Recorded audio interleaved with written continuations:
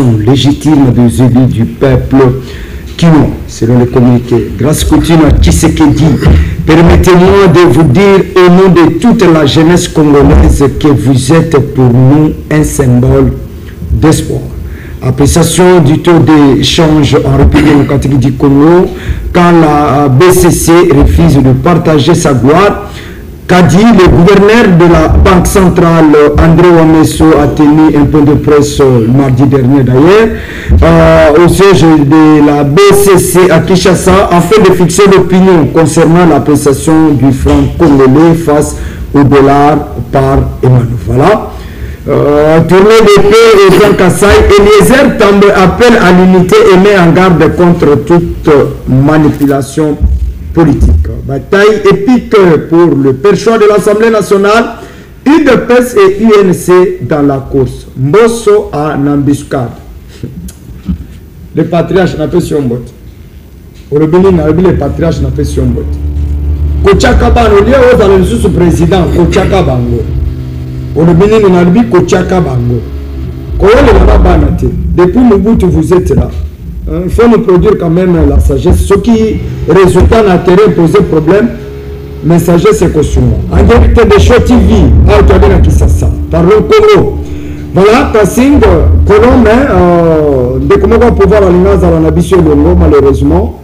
Embouteillage, Daniel Bumba, c'est compliqué. D'ailleurs, c'est quand on a Nokisamboula, Nokisakamboula, Mboule Bandi, deux in Nabisio Takosine, problème. Zamba caution Nabisio, ça c'est bien. Est-ce que Tshisekedi Félix, le président de la République démocratique du Congo, a-t-il tendu sa main vers Kagame? Boukaki, contradiction à terrain, Tshisekedi a tendu la main, Tshisekedi à Kagame. Est-ce que réellement Tshisekedi a tendu sa main? Voilà. De Goma, on peut attaquer Kigali. Le sanguinaire, le patin. C'est à moi des questions.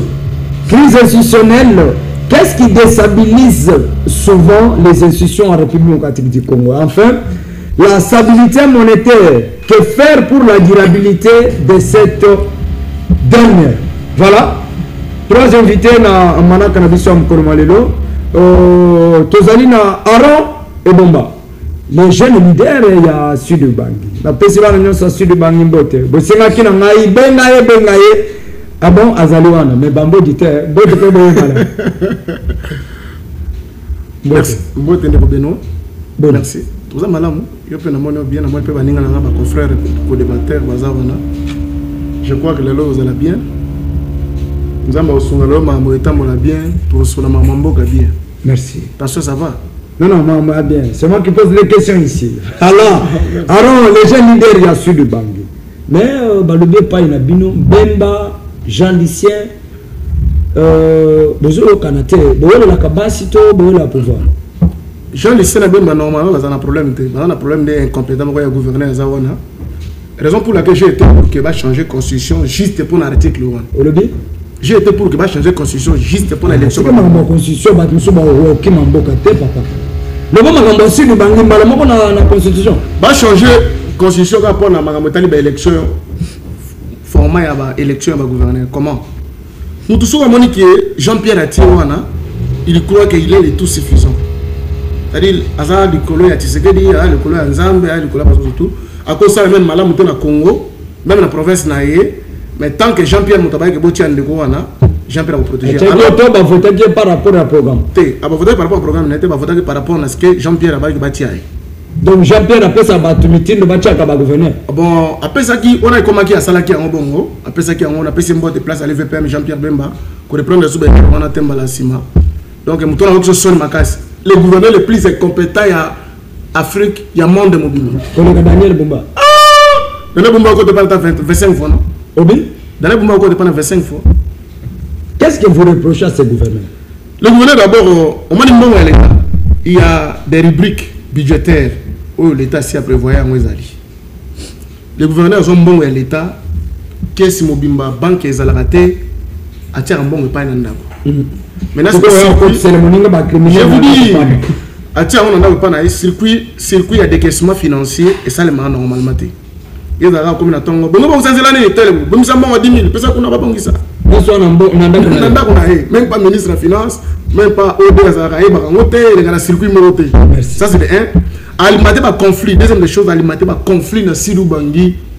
Je vous dis que Sidou Bangui est en péril. Sauf que Jean-Pierre Bemba, Jean Lissier, chef de l'État, Batali Mamba Sidou Bangui, calmement. Merci. Et Panzanate.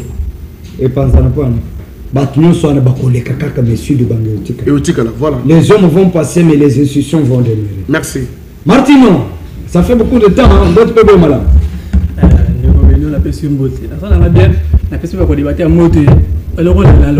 Mais félicitations hein, quand même. Tu vois, les gens qui ont des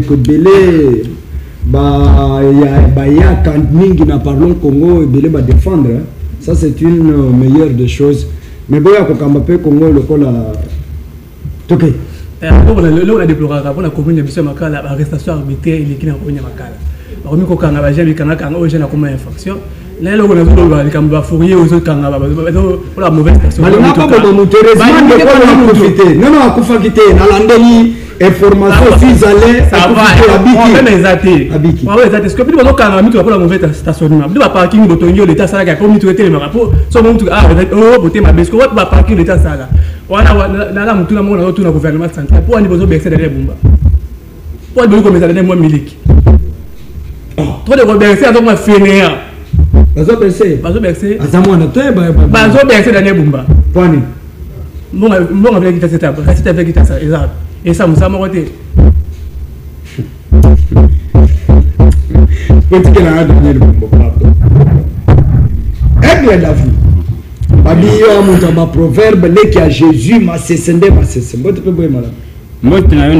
Merci Mingi pour l'invitation. Mbotepe na ba co-débatteur, Mbotepe na batignon so bazali côté la biso avec espoir que tokolobe la Congo République na biso quand on lobi batu ba koleka kasi Congo ekotikala.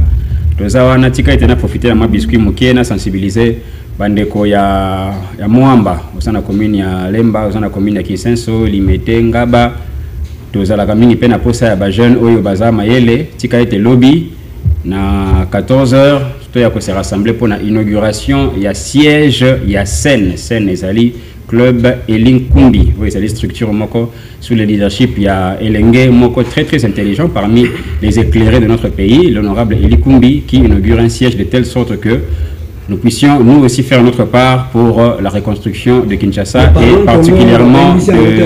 particulièrement de Mwamba. Parlons Congo, vous êtes même à travers moi. Tu es après, c'est Oyemba. Comme la liste ordre. Tu veux une liste de rapport tout. Ce que ba ministre on ba chaka na liste na ordre. On a tenu ba sota comme mutamba. Dans la liste ba comme. Abaksa na biki. Merci. Obi comme mutamba abaksa na biki. Pour liste on a tant bakina na cyber saisir attaquer.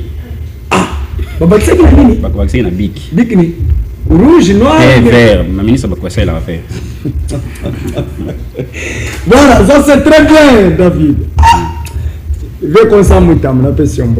Na senga kike ba libérer moi na mai a kende l'hôpital bata la santé na un coup de chapeau. Gouvernement ce qu'ils allaient répondre boy. Tous à l'aise. Na dit que tête soki to leli ba kamna biso ba koyo ko ba ko sa. Loko le gamba dollar. Et là qu'on a sepeli des grèves ba kono mapango ba li kolela. Des grèves bakol au monde papa le bizarre là ko bimi sanga ata na pas na problème tena okendo ko tayer ata garantie esili $10 ekiti des grèves bakol mapango bali commune na ba commissionnaire tande ba commission misoroche wa meso Adolphe Muzitu Mukoko Samba Doudou Famba Jean-Pierre Liaou Judith D, na lobby Judith Inter. Judith Inter. Ce qui Judith D, à moi, Judith Inter. Judith D. Tata Mokosa école. Judith D. Na transport Jean-Pierre Mbembe. Ça la paix. Ça les déjà. Ça les déjà. Ah. Ça est ici là hier pendant il peut connaître le contact. On sait le Mamba transport qui déjà. Mamba dola otangi be manini. Mais vous dites quoi pas Jean-Pierre Mbembe, vous ne pouvez pas ça mandeni. Na quoi pas Jean-Pierre Mbembe poete mbunungani yali na etambu sami ya bakumbi tukutuku. difficulté ezali mpona kozwa permis bato bakozwa mpasi ya kozwa permis me bakokangelaka bato déjà mpona permis il faut nayebisa Jean-Pierre Mbemba bino bakanisaki nakendwa mbodi oyo eza plateau ya mbodi te oyo plateau ya vérité nano bato bazozwa mpasi ya kozwa bapermis me bazali kointerpele bato mpona bapermis de conduire namoni osenga yo mpona korequalifie code de la route bainitiative ya malamu bonde to akolinga yango na biso tota mokonzi ya ekolo zongisele biso Mbemba na ministère ya défense bongo gimo David akende Mbemba azonga ko pardon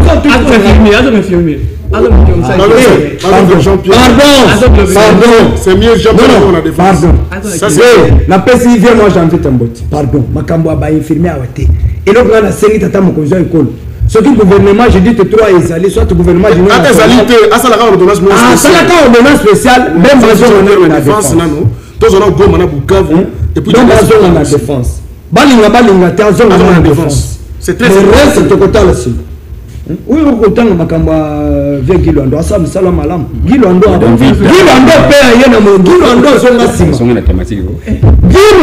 zonga sima où est ce plateau à Kobanga Tebonabo? Ici, je vais vous dire la vérité. Que vous êtes parmi les gens qui déstabilisent les institutions provinciales.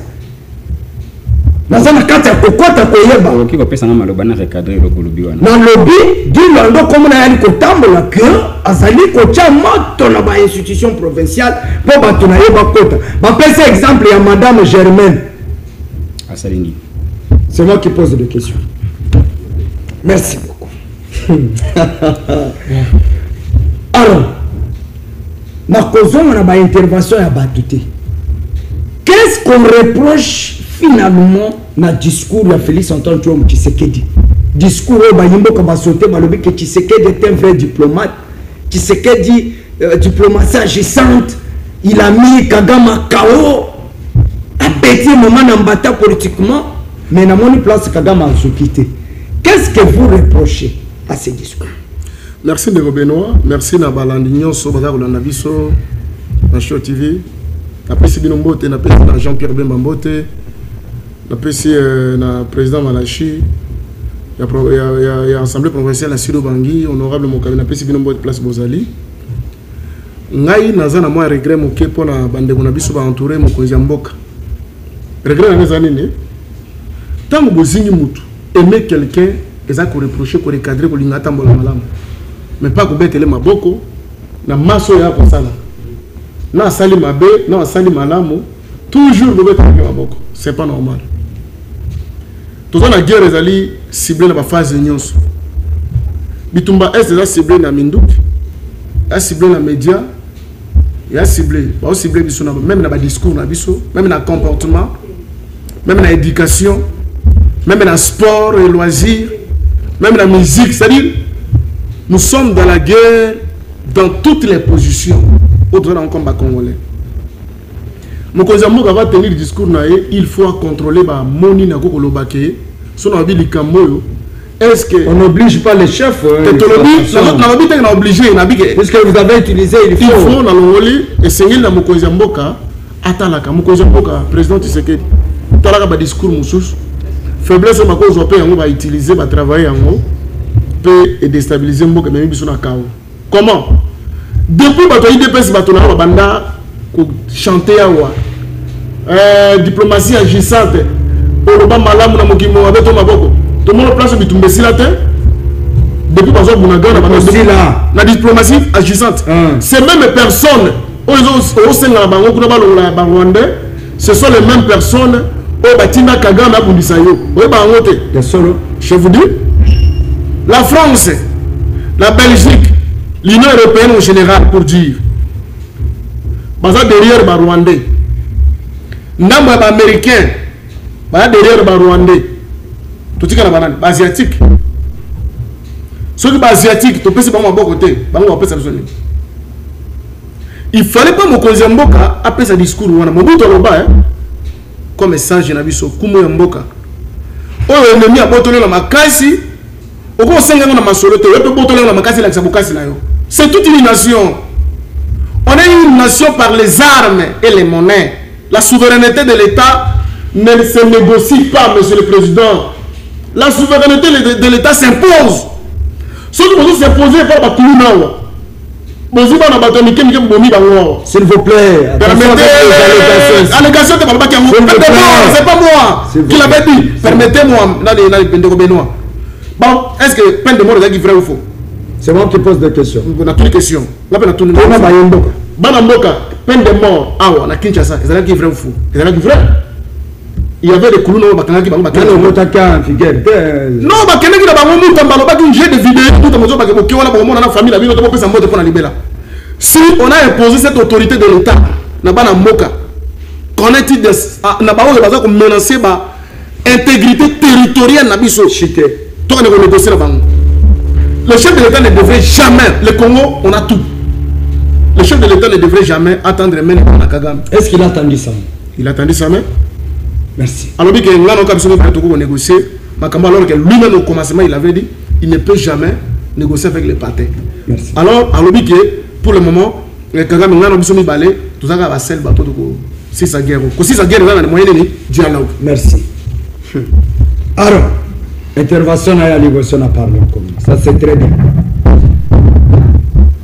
Martino, tu sais que dit, mieux faut que Solona Kagame, que Kosona Bapata, Tokozonga la Wanate.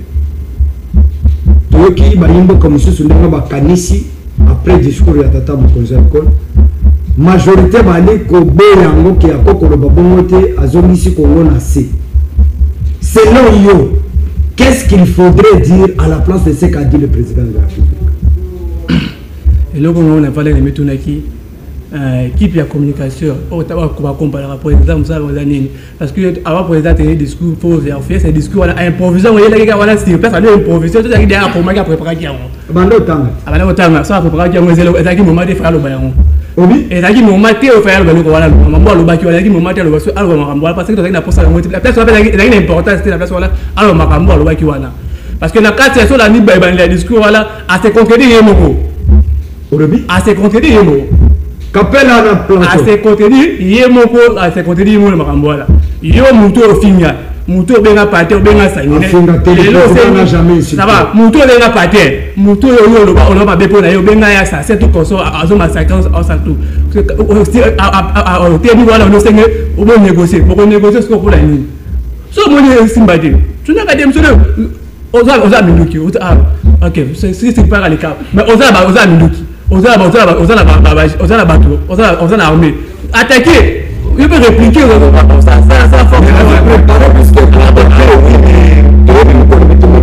là, on va regarder. On fait ça. Attention sur ce mode à part dialogue parce que ils ont déjà moi que si tu peux mettre à la mais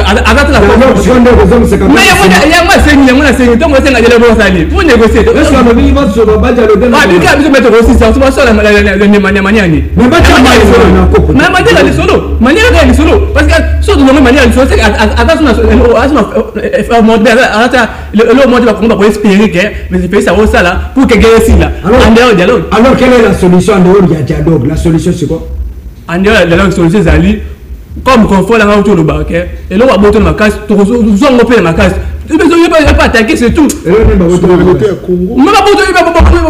va la localité va partir le Congo est occupé par les Rwandais même si on a utilisé le Congolais mais on sait bien que c'est les Rwandais va partir bon fort avec fort là bon merci. Il ne fallait pas Tata Mokonza École aloba li secours donc c'est là yo zaka dialogue en batindi binoto bomiyeli batindi wala pour zaka dialogue en secours Tata Mokonza na banani pour dialogue ça c'est voir comme la musique attention le piste de ce moment soucier à ça là ceux qui sont les soloter et on l'a déjà merci total la haine total tu peux ça y est chance d'un moment tu peux ça y est chance David, apparemment,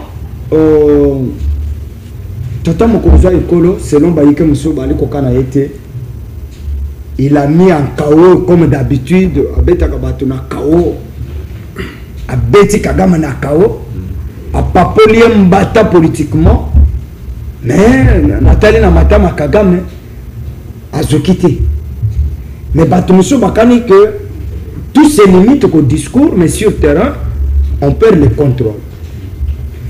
Est-ce que le discours suffit seulement ou il faut directement passer à l'action?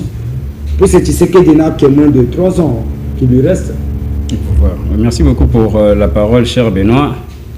Mon intervention aura des parties. Allez-y. La partie politique et la partie évangélique. Parce qu'on avait constaté que ce que tu as politique comme si c'est peut-être que ça peut aider. Premièrement, du côté politique. On a un problème du Cambo tendu. On a un peu du Cambo en amont. Lorsque le président de la République ne réalise pas qu'avoir une attitude belliqueuse ou bien une attitude de guerre face à Moto à violer Balekinayo, et ça, réflexe psychologiquement légitime, c'est que c'est un problème. Parce que cause une attitude belliqueuse par rapport à celui qui a violé tes sœurs, c'est tout à fait légitime. Voilà. Il n'y a pas à s'en excuser. Il y a le bilan comme si Baklinga va pointer, tu sais que mais pourquoi? Mais il faut la canne là pour. Moi, je suis na côté na lopango, na yoka déjà banaka la ke locataire mo za la gana viola rabana. Na côté na lopango na 2019. Na bima qui voyage na zongi na kuti locataire na kati ndako na ngazo violer kinanga mwasi. So ina bambie libayate. Ça qui n'a pas les crimes, on peut pas motiver à violer les sous.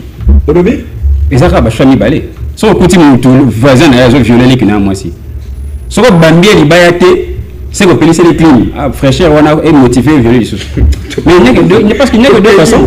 Il n'y a que deux façons. Parce que papa, et ça cause à effet. Sauf que ça n'a pas il faut la siliquer là. Tant que tu as ma ça, peut-être tu as le pour et le contre. Mais ceux qui déjà ont le bika que tengai na tika nanga kozana kanda na yote. Papa monoko elula musina makoso. C'est que pipi na moyo ka bonbon.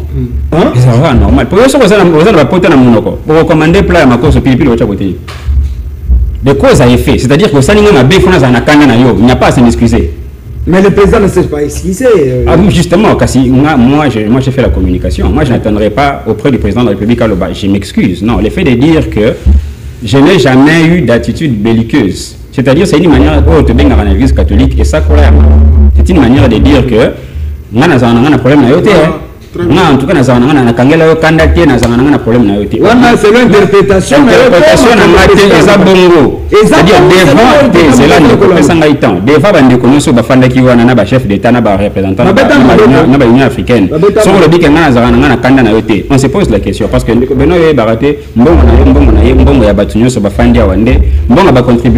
contribuer à le président Azouaka pour voyager, pour il y a pour tout le monde reconnaître le génocide.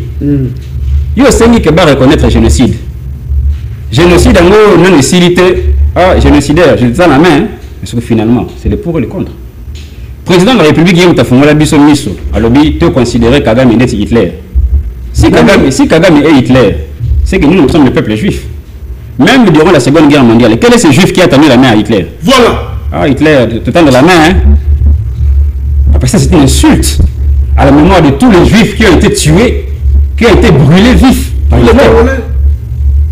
Le président de la République qui atteste dans son discours, on a compté beaucoup de morts, des milliers de morts. Oh, mais toi tu es garant de bon fonctionnement, toi tu es commandant suprême. Tu ne te poses pas la question, mais pour l'année, mort, on te compte encore à côté, côté Abisso, côté mort, d'où nous avons à côté évangélique.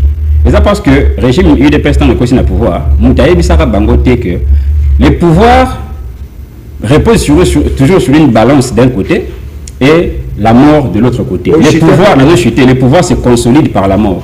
Oui, bien, ceux qui ont baraté dans ma candidature, que Dieu au sein de la raza, na pouvoir y a vie na mort pour nabiso le toban arrêté. Toban en parce que tu es dit que en rôle nous nabiso na mokili.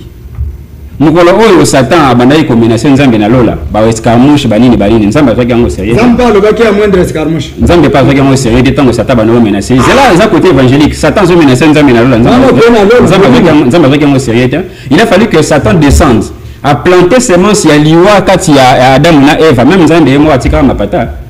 C'est la mort qui consolide le pouvoir. Voilà. Tout ce que le président de la République devrait faire, tant que Pharaon, ata soki yo menacé escarmouche banzinzi bayaka Farhan Bouchaka te jusqu'à ce que moi na yesoka kufinde siko Farhan Bouchaka c'est-à-dire que biso ndenge to perdre Mamadou Ndala to perdre basoda ebele il fallait aussi tuer c'est ça la solution à l'est. Merci.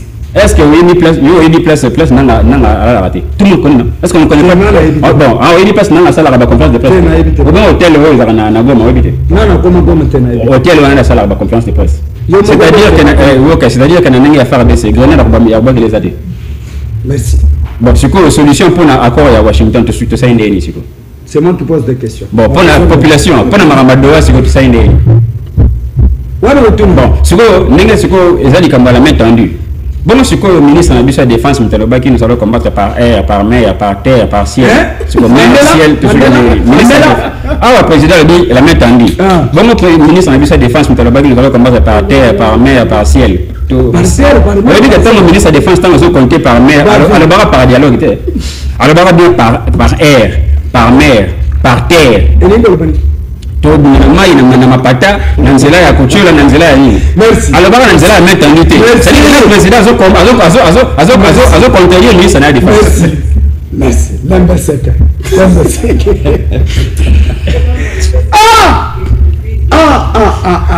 mais il faut savoir que tendre la main n'est pas la faiblesse. Non, c'est pas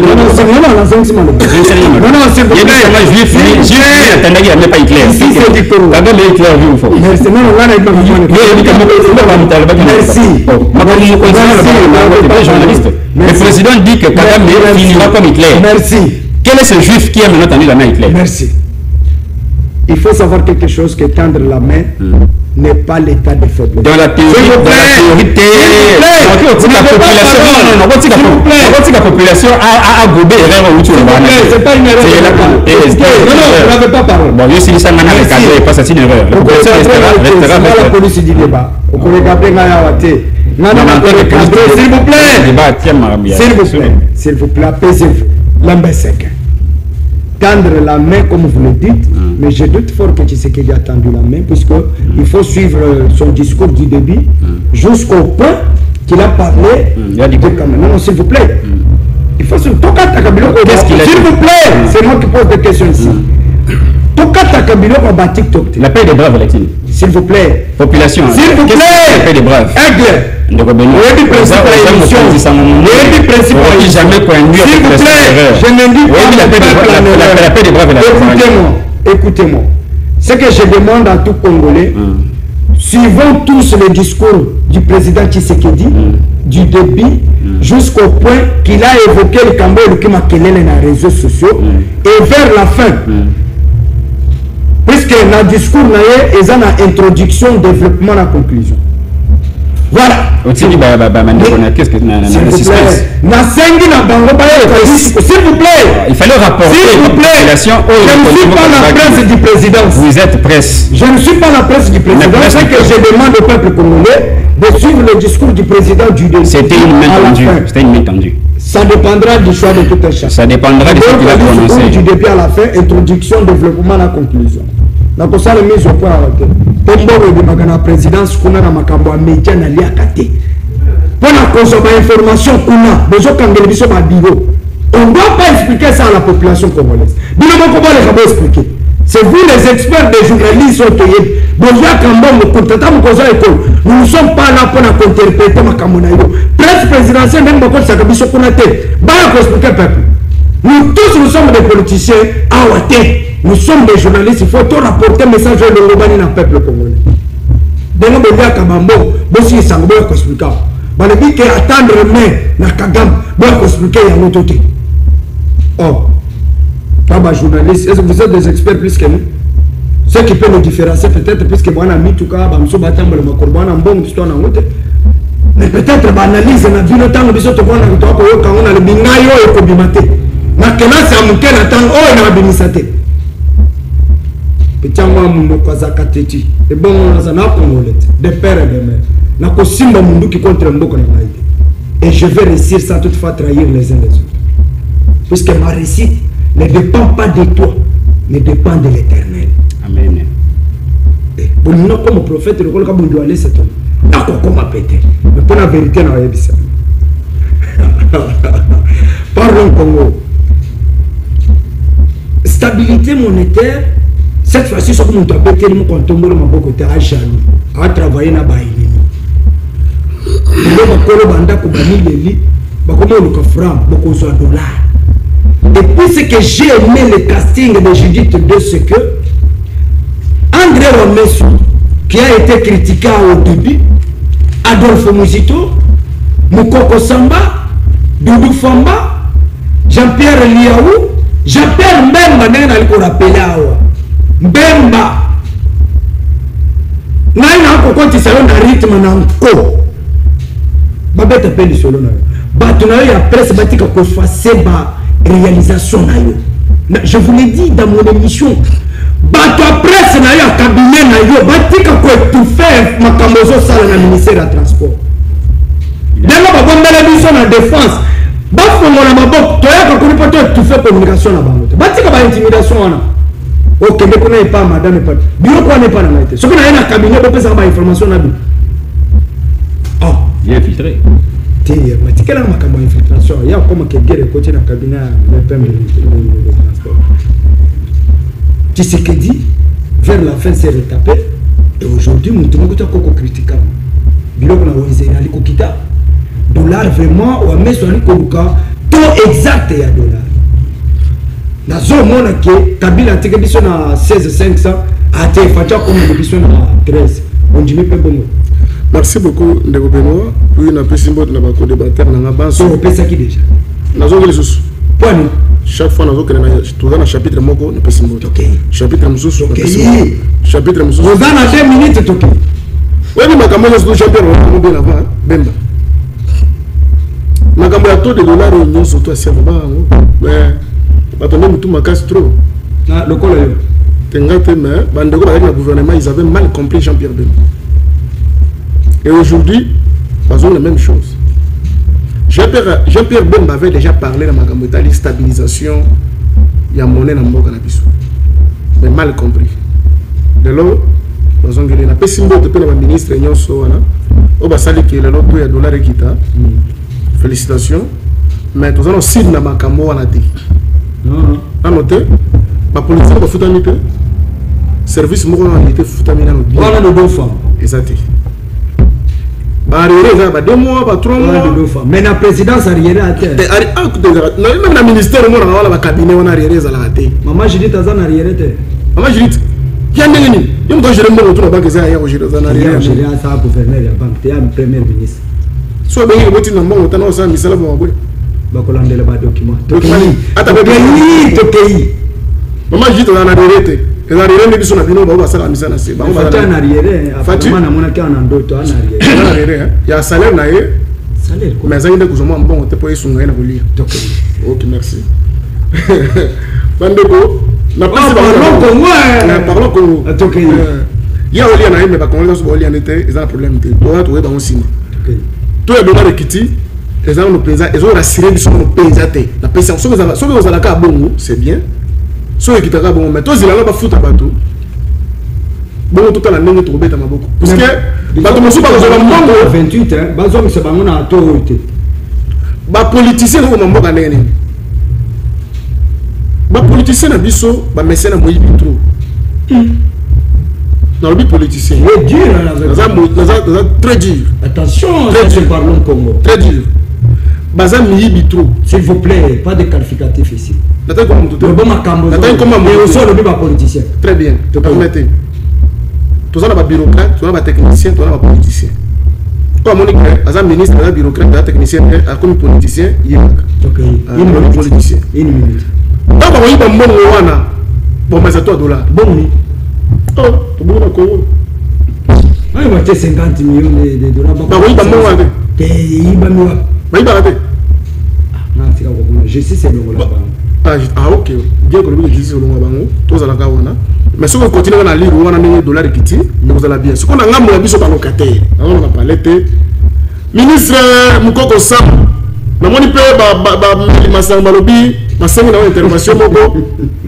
chirurgical to ya Beaufort ya Vitalo ya Castel bato wana balinga ko soutenir ma émission qui ko balobi bater mais ba abonné pourtant yo le bakaka nani il faut on meka pe ko solo bato ba bralima ba kitsa biloko wana mi bato ya habitat babenga ba locataire nyonso moto za locataire kana na service ya habitat kana ko dénoncer ebisa que locataire ba na parce que le pas na biso na limité ke ba biso na pas na biso na limité ba fundana ki déjà toi ça combien 24 heures on 24 21 chité là chité wana locataire na mbongo pesa ba na toi 24 ba habité au pesa na toi 28 locataire pardon ba sambi ba kena police et simba kité ti police amone ko kité atini ba on parquet. Alors, service habitant, ce que vous avez le bon la note circulaire, tout le monde a locataire pour permettre de faire un bon à Irène. Son gouverneur a un service habitant. A un communiqué que locataire nyonso yaka wa poto sécuriser bino. L'État va que est-ce que Irène n'a pas normalement tous merci. Impôt sur les revenus locatifs. Merci. Numéro zawana soko moni bayer une solution durable azon mingi sayo numéro caméra ya wana sans transport voilà comme wana ba ndeko comme ndeko beno comme wana to ko lembisa ba mami yo ba keno na habitat bo jito et le va installer to merci le va avancer merci ayo ki mko samba yo azalaka chef ya premier ministre Adam Koziraye azalaka ah OK il y a un régime à Kabila. C'était Kabila, non? Madame la première ministre a un cabinet. Ah bon? Allez, vous informer. Ah, bien, chef. Papa, ne m'amenez pas là. N'a rappelé Kaka. Pour mon comment va tourner Kingaï, n'a répondre. Ah. Il y a un Zalama Lembeko, Lembeseke. Martino. Bino Belela pour critiquer mon contombeur mais approuver Bino que c'est un vrai démocrate.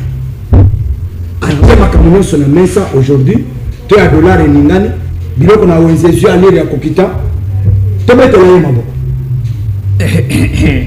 Voilà, dollar, c'est pas une question de dollar, c'est moi Sima, qui t'était mais ça moi pas zongi Sima. Mais Kokita man, il faut qu'il t'appelle, il faut t'appeler. les autres qui te font inférieur na ouais. C'est toi c'est bien avec moi Sima. Moi c'est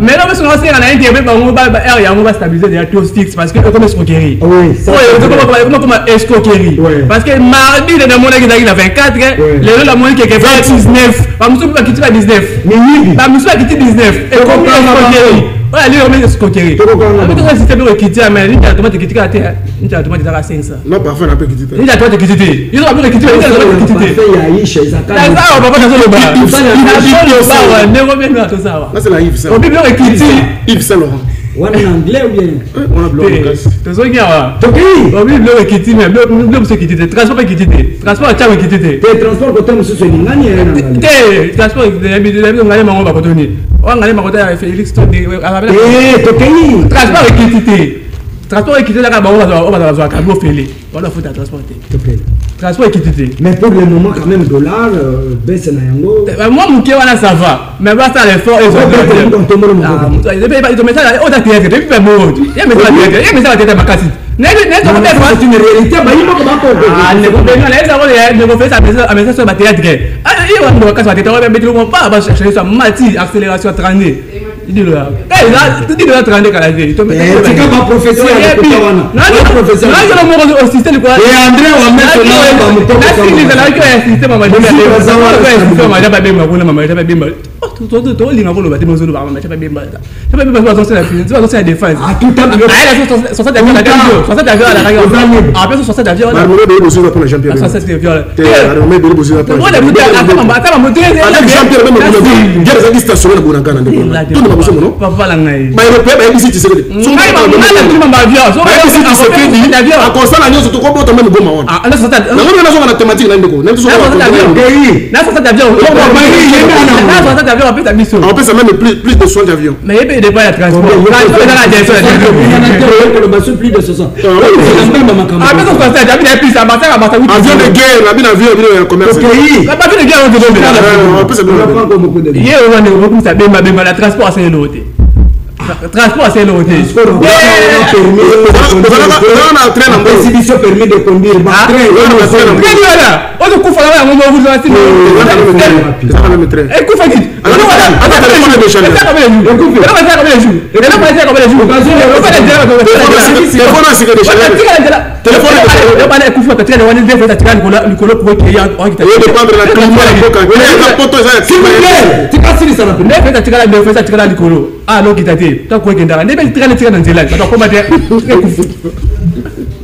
Merci.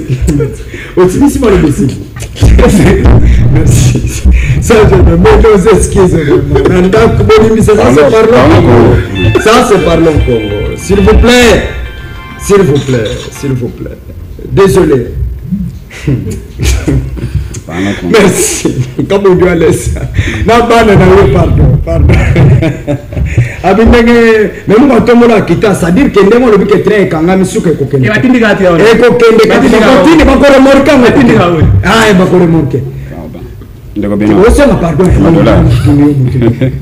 Parlons Congo. Parlons du dollar. Du dollar.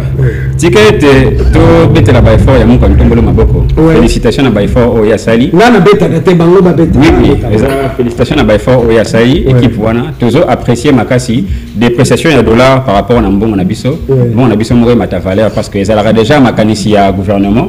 Le fait ya ko dédollariser ba dépense na biso de telle sorte que sur aucun supermarché il faut son babilo qu'on a franc sur le foot à ndako faut sur na franc.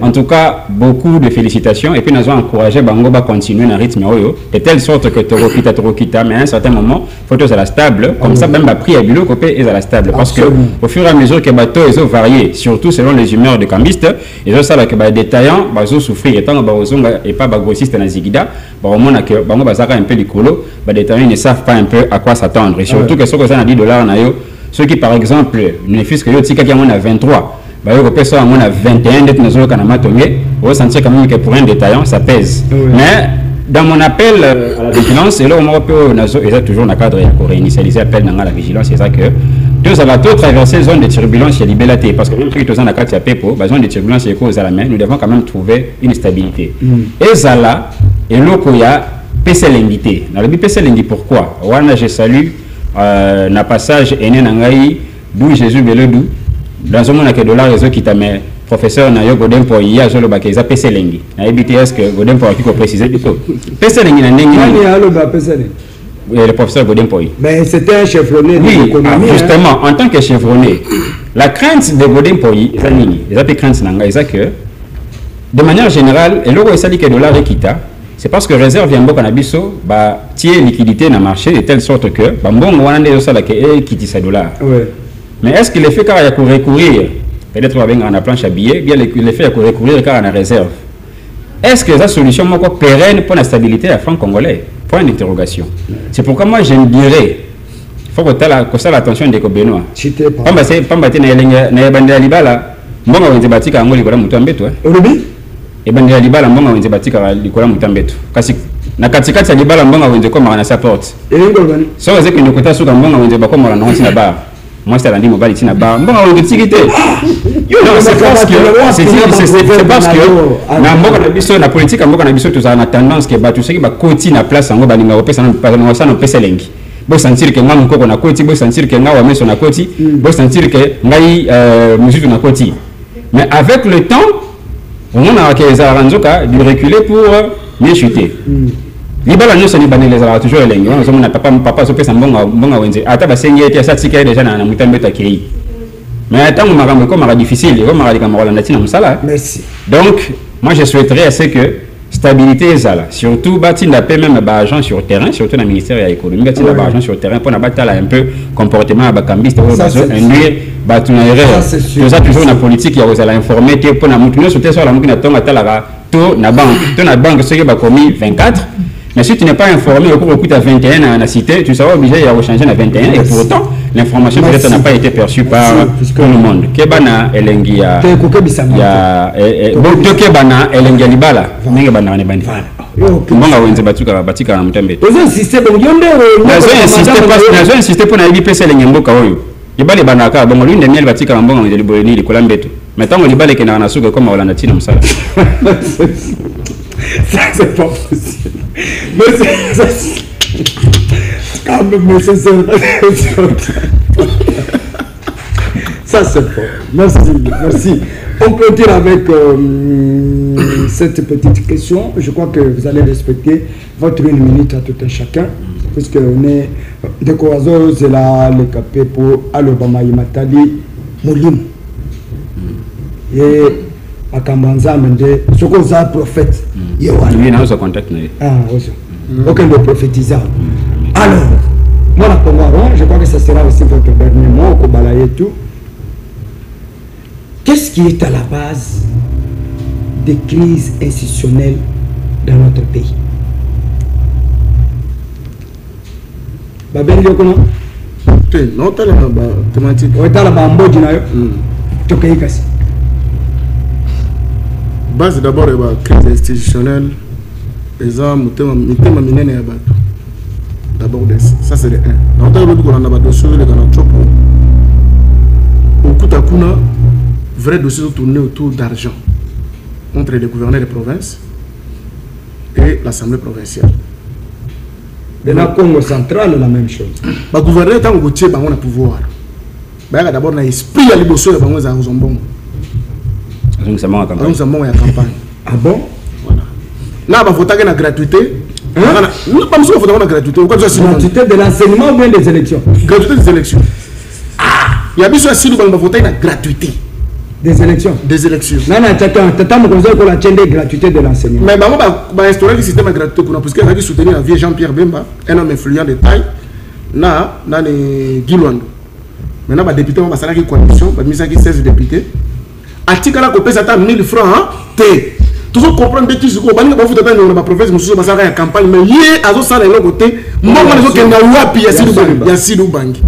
Attends, tu as réclamé que tu as 700 000 $. Nous avons fait des fois qui ont la campagne.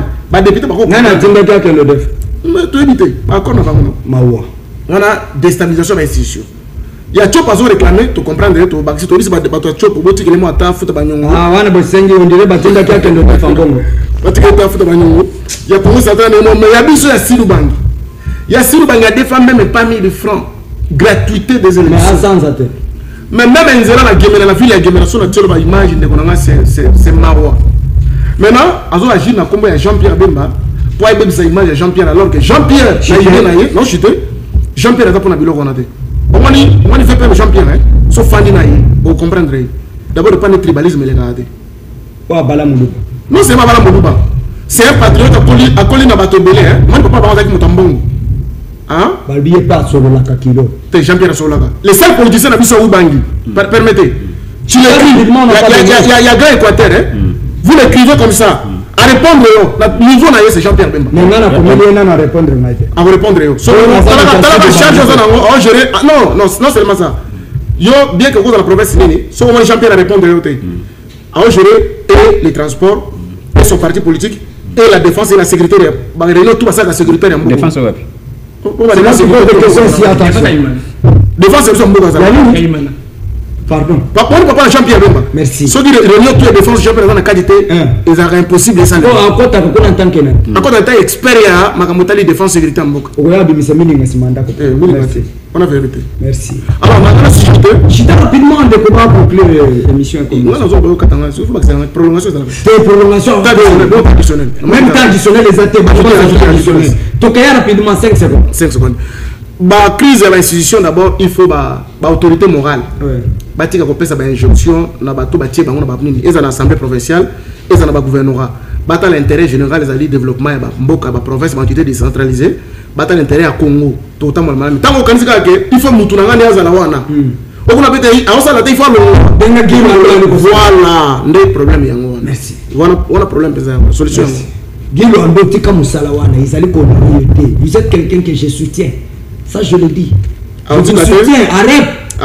Je vous soutiens. Mais, comment il y a dit et ça, la masse. On a Congo.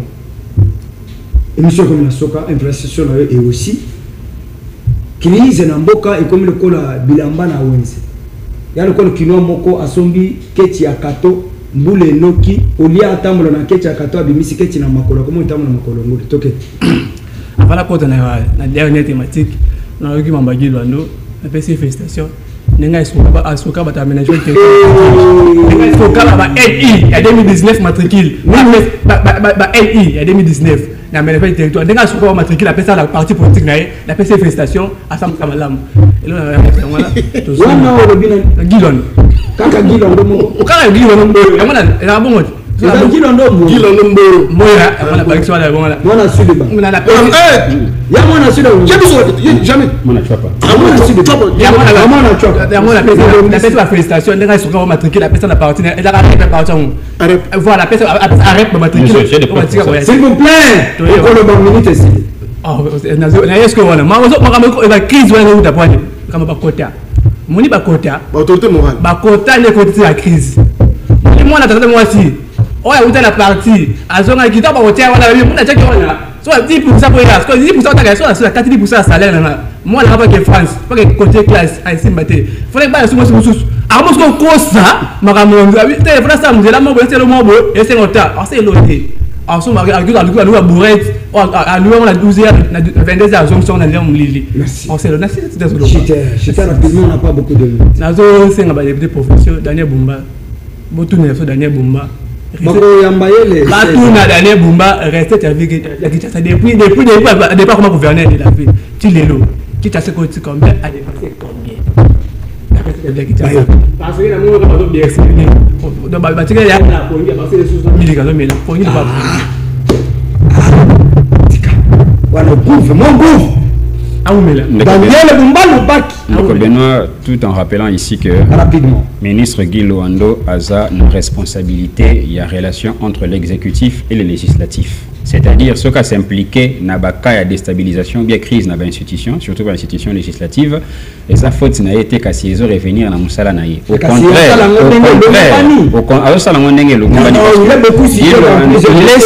il doit être cité partout parce qu'il est le représentant de l'exécutif par rapport à la situation. Le ministre Guy Loando, Moussala Naye Eza, a joué pont entre l'exécutif et Bakelini-Beko. Quand il y a crise, il doit intervenir. Pourquoi? Parce qu'il doit faire rapport au niveau de l'exécutif tant Bassalaka, conseil des ministres. Mais pourquoi il est cité que c'est lui qui déstabiliserait? Il est cité celui qui déstabiliserait Nengenini. Est-ce que Guy Loando va contrôler le Parlement? Qu'est-ce que Guy Loando va avoir au Congo par exemple? Au Congo central. Est-ce que Guy Loando, mais si le banque, qu'est-ce que Guy Loando va avoir? Il a le vice-gouverneur. Il n'y a pas de problème. Avec le vice-gouverneur, Azam ministre et Amboka. Azam ministre il y a aussi le député. Azam n'a pas de député. Azam n'a pas preuve que va créer qui va. Voilà. Preuve en cas de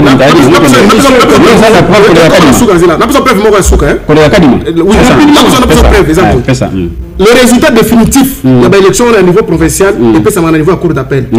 Cour d'appel sera proclamé sur base des résultats à cour d'appel. Le résultat définitif c'est dans le débat. Voilà. Maintenant cour d'appel a proclamé bateau. À ça les résultats définitifs là. Comment va tourner dans la qualité? Guy Loando est un conseil d'état on a mis par député. Bateau Moussous. Non, pas. Comment vous pouvez prendre comment vous pouvez substituer tout un conseil d'État en un individu comme Guy Loando? Mais Guy Loando, ils ont foulé au pied la sacralité du travail du conseil d'État. Le conseil d'État, nous sommes dans la poche à Moutoumoko. Vous imaginez, vous pesez gravité à Maramazoloba. Guy Loando sera un député parce que là, député marocain a été voté par la population. Il a été.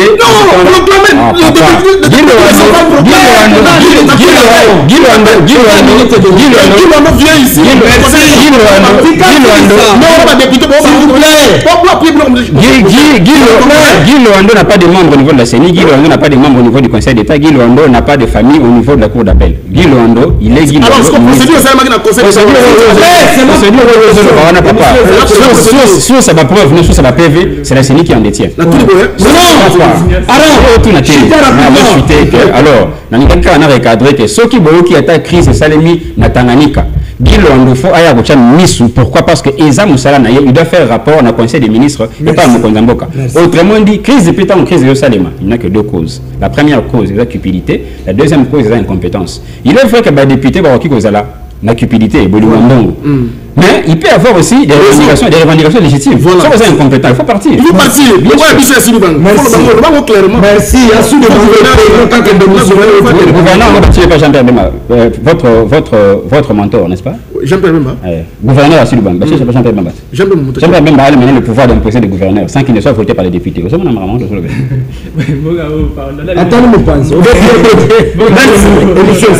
merci.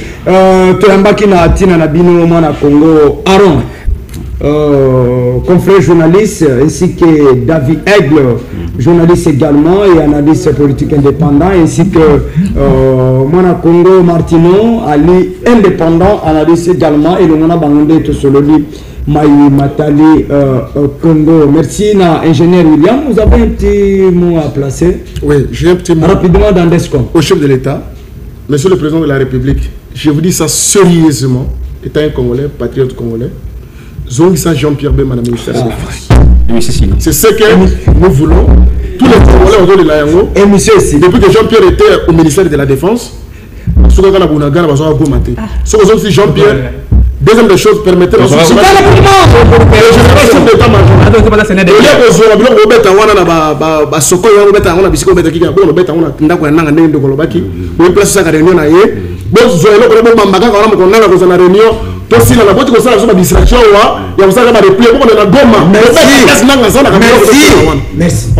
merci, c'est mon camarade Ozaki na Capelle, le chevronnier de la presse congolaise, ainsi que sur le contrôle et mes vidéos. Voilà, Nathalie Binoboto. Waouh, retard, on doit revenir ça le lundi. Merci na bande commence par l'ambition numéro ezaliwana et bele bari ko benga plateau na bis conditionnalité et ezaliwana on vient analyser le Congo par les insultes ni attaques personnelles à la vie de tout un chacun, mais ici on ne réfléchit que la RDC, c'est notre patrimoine. Oui, tikali na couloir. Mais na sengi na tata mokoja école nos sincères condoléances à toute la famille de Thierry Capella. O basili bongo kobungisa mwana wa bango Thierry oyo twali kotombola bobata malamu na kati ya mabele ya bakoko obabisho oyo twali kolika que nous sommes que des pèlerins. Yo muto vandi pour enlever kabatu au vandi ce que nous doit analyser au landelier mon frère, ma soeur, on est là pour un temps tokoko formo qui les a abisoti tikaba intimidation na yena commerce de quoi moto azo intimider de comme sur moto na matraque na maboko ah on a commerce bokasi si ce ne c'était pas moi sur place ce qui de quoi nazaki na mundu kalinga bo mabato j'ai dit na commerce bokasa de quoi nazaki na moto aye basone kina de konazela chango alandi na commerce bokasa ako ni cérémonie na matraque na sepeli na soucia ezali na rompe c'est où ici na GG Mart sur place na timi de comment bengi la police ba yeba kandier aucun ordre de mission à l'ité autorisation préalable à l'ité na mutali na matraque na carte